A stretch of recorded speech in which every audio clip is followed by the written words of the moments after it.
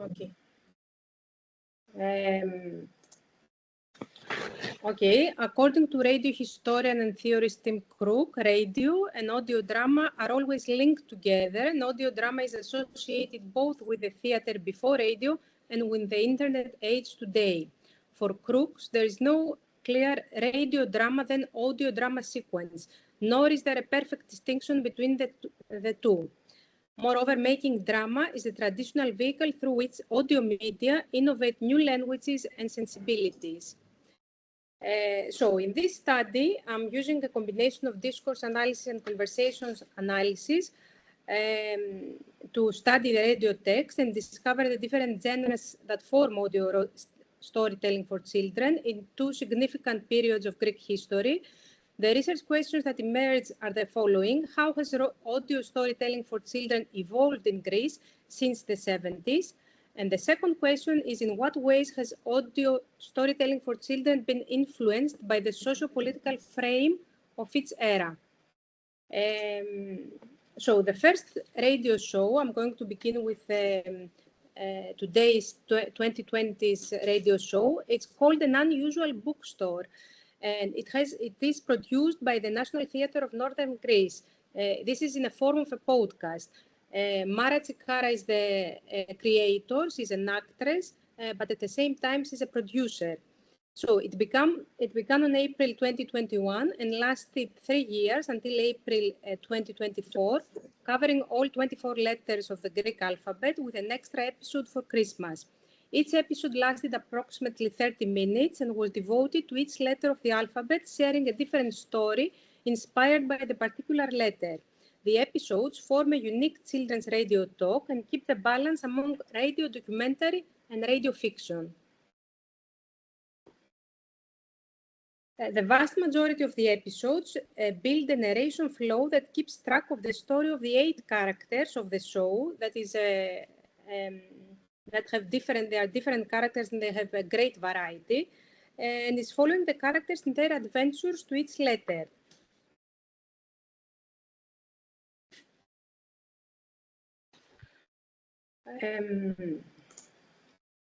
So the show uses audio drama storytelling with rhyme and prose, and all the storytelling builds on the characters. The majority of the episodes are written in scenes and are rich in dialogue and vivid images, as well as humor. Each episode has an original music piece that is related to the letter of the Greek alphabet. From the interview with the creator of the show, Tsikara insists that the show is rooted in the reality, and even if it holds some clear characteristics of fairy tales, at the same time, it opens the lens to the reality too and makes children accept loss and defeat and the ebb and flow of life. The show actually began during the COVID pandemic, when all theaters were shut down and actors and actresses were finding a refuge in audio theater or audio projects. Tsikara argues that during the 3 years that passed, both producers and creators of the show matured, but also the audience matured, because children from the kindergarten, they went to the secondary school.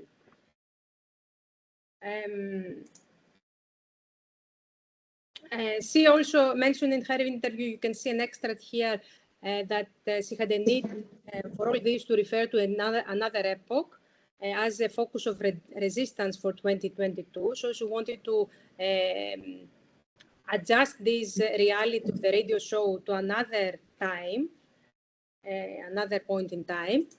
Here you can see some paintings that children listeners have sent to the producer that were inspired by the show. On the left-hand side, you can see the architectural design of the radio station.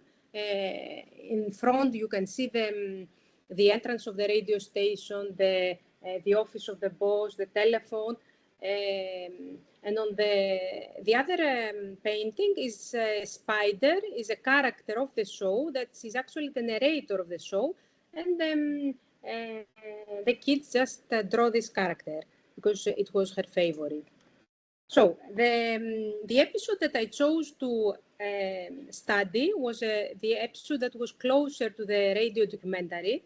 It was the letter EH, Eta in the Greek alphabet. It's the feminine article. So it's the feminine article in the Greek alphabet and is dedicated to Women's Day and illuminates the heroines of art, science, life, and even fairy tales. So Snow White, the plot is that Snow White, Cinderella, and Rapunzel escape from their books and come to the small exceptional bookstore to ask the manager of the bookstore for help. It seems to be governed by 3 consecutive patterns that evolve around the woman's profile. So the first pattern, according to conversational analysis, is the demystification of the myths that carry the 3 classic fairy tales on the woman's profile. What I mean by this is that all the power elements that fairy tale writers used to empower their female heroes now seem to fade, as Snow White, Cinderella, and Rapunzel mock them, and with humor, sarcasm, and irony debunk them. The 3 of them confess that they are not perfect, and that they landed to this show and escaped from their fairy tales to find their voice again. You can also see here that the woman profile that usually the fairy tale suggests, the pathetic and helpless, this is something that is very much different in this show. So the second pattern suggests famous women heroes and everyday women heroes as a chance to fix the shop window with relevant books about them. Through conversation analysis, this second pattern continues to put emphasis on the women names by raising the intonation in the last name of Earhart or by a micro-pause after Coco Chanel, and by raising the intonation to the profession of Marie Curie, who was a scientist, and again, before the word first of Earhart, that she was the first woman to fly a plane alone. In this second pattern, there is a name-dropping of women that have stayed in history from all fields, science, art, literature, life, but also everyday women heroes. The third sequential pattern is a bridge between the two, as it tries to balance these two. They combine the 2 profiles by reassuring the female heroes of the fairy tales that they have inspired young girls to do the impossible. So let me go to the second radio show, which is a radio show of the 70s. Although Lilliputpoli is the name, and Lilliputpoli means the city of the small people. This is a legendary radio show. Hatzidakis was the main character and the main inspiration behind this show.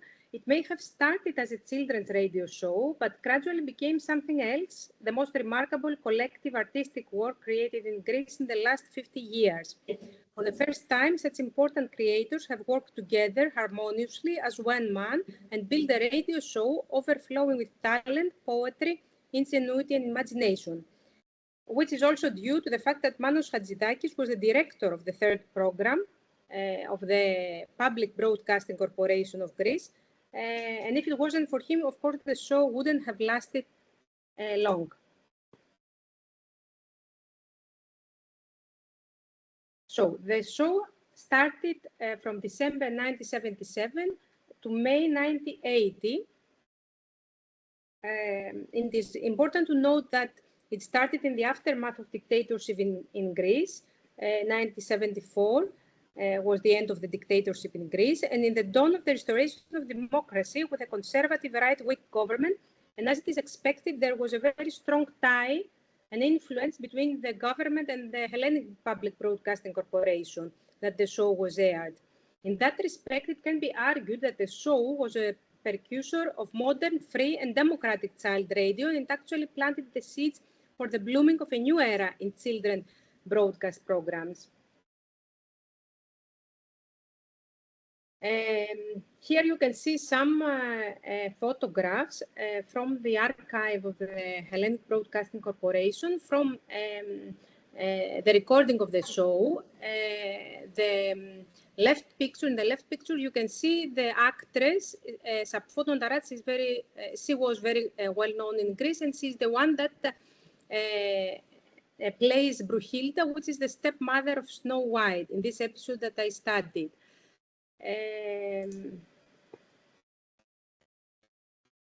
Okay. This episode understudy, the recognition of Snow White from Brunhilda, that is the name of the episode, seems to be governed by two consecutive patterns that evolve around the woman's and men profile of the Snow White fairy tale. The first pattern that appears in this episode is the demystification of the women profile heroines, stepmother Brunhilda and Snow White. Snow White is not presented as the victim and the helpless character of the classical tale, but a woman that tricks the prince to marry her, has a loving relationship with her stepmother, and acknowledges the difficulties of her marriage and her naughty self as child.